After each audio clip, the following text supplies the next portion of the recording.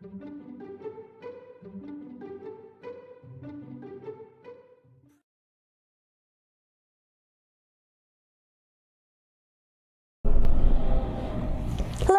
my name is Rebekha Crockett, and I am a ranger for Fort Sumner Historic Site and Bosque Redondo Memorial.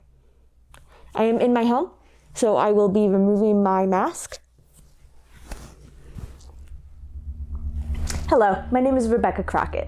I am a ranger for Fort Sumner Historic Site, Bosque Redondo Memorial, which is part of New Mexico Historic Sites. We are here today in my home, and I will be making Navajo fry bread as part of Recipes of Remembrance, which is a subsection of the New Mexico traditions that we are doing this holiday season.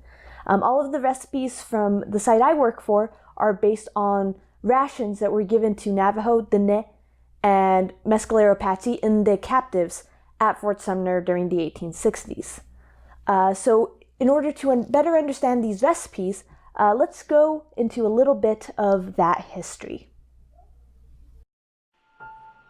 The mission of Fort Sumner Historic Site, Bosque Redondo Memorial, is to respectfully interpret the history of the Dene and Inde during the United States government's campaign of ethnic persecution in the 1860s.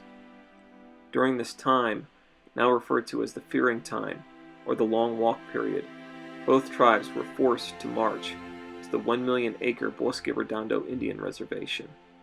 At the center of this reservation was Fort Sumner, also known as Huelde, or the place of suffering. This concentration camp was truly a place of suffering where the people struggled daily to survive due to mistreatment, starvation, disease, and exposure. At Fort Sumner, crops failed yearly, and as a result, the two tribes were dependent on rations distributed by the United States government. Ration quantities varied throughout the reservation's operation, but were typically 8 ounces of meat, which were salted pork, beef, bacon, or mutton, whichever was available, and 12 ounces of cornmeal or white flour. Occasionally, some salt, sugar, or coffee beans were provided, depending on supply trains. Most tribal members did not know how to prepare these foods, but through intense cultural interactions with soldiers and Spanish settlers, the people found a way.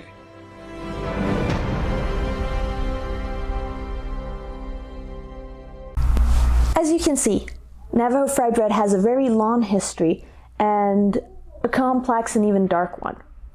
Many think that Navajo fry bread was first created at Fort Sumner using the flour and the grease from the rations. At the very least, we do know that at this point, if it wasn't created, it at least became commonplace among the Dene. They would mix the flour with water and create a dough that they would then fry in bacon grease or animal fat from the meat that they received in their rations. It was a way to survive and make do with the limited amount of food that they were provided. If you're making some bacon at home, this is something you can definitely try. Just take the bacon grease afterwards and heat it up, mix some flour and water, and fry it in the bacon grease, and you'll have something very similar to the first version of Navajo fry bread. Since that time, Navajo fry bread has changed and become a more complex recipe and a part of Dene traditions. The Dene returned to their homeland with this recipe and passed it down through the generations. Nowadays, it is considered a very traditional food to make. They'll make it for special occasions, family gatherings, or even just because.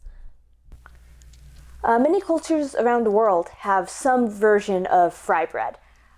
Basically, any culture that has had flour has learned to mix it with water into a dough and fry it. Another very common variety of fried dough in New Mexico are sopapillas. My favorite version of fry bread is tortas fritas. My mother is Uruguayan. I am half Uruguayan. And in Uruguay, it is traditionally a dish that is made when it is raining outside, especially those all-day gloomy, overcast type rainy days. I remember making it with my mother when I was a little girl, and it's something I make when I'm homesick sometimes. There's a lot of ways to eat tortas fritas. Some people like it plain. Some people like it with a little bit of powdered sugar. I personally like it best with some honey. But the most traditional way to eat it in Uruguay is with a little bit of dulce de leche, which if you haven't tried it before, I highly recommend it. It's essentially a caramel spread that you can put on things. However, I have never made Navajo fry bread. This particular recipe was provided to me by my coworker, Dr. Maggie George, and I'm really excited to try it out with you today. So if you'll join me in my kitchen, we'll get started. And now for the recipe. This recipe for Navajo fry bread was given to me by my coworker, Dr. Maggie George. To make Navajo fry bread, you will need 4 cups of flour. I am told that Bluebird is the best one to get for this recipe. Sadly, I only have blue generic flour, but any kind of white flour will do. 4 teaspoons of baking powder, half a teaspoon of salt, 1 to 2 cups of warm water. You want to make sure it's warm but not hot. If it's hot, it will make the dough come out hard. And last but not least, 4 cups of oil to fry the bread in.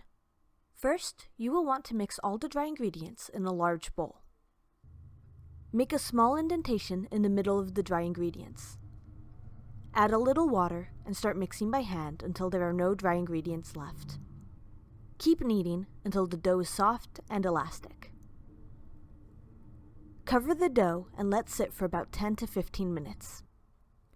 Roll dough in small balls and then roll out with a rolling pin. Pat back and forth between your hands and stretch.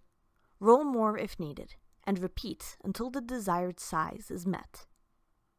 Heat the oil in a pan. It needs to be hot. Test to make sure it is hot enough by dropping a small piece of dough in the oil. When it's ready, the test dough rises to the top immediately. If the oil is not hot, you will get crackers instead of fry bread. Once they are a nice golden color, they can be taken out. I recommend setting them on a plate with some paper towels. It absorbs some of the oil and keeps them dry. And there you have it, Navajo fry bread, or at least my first attempt at it.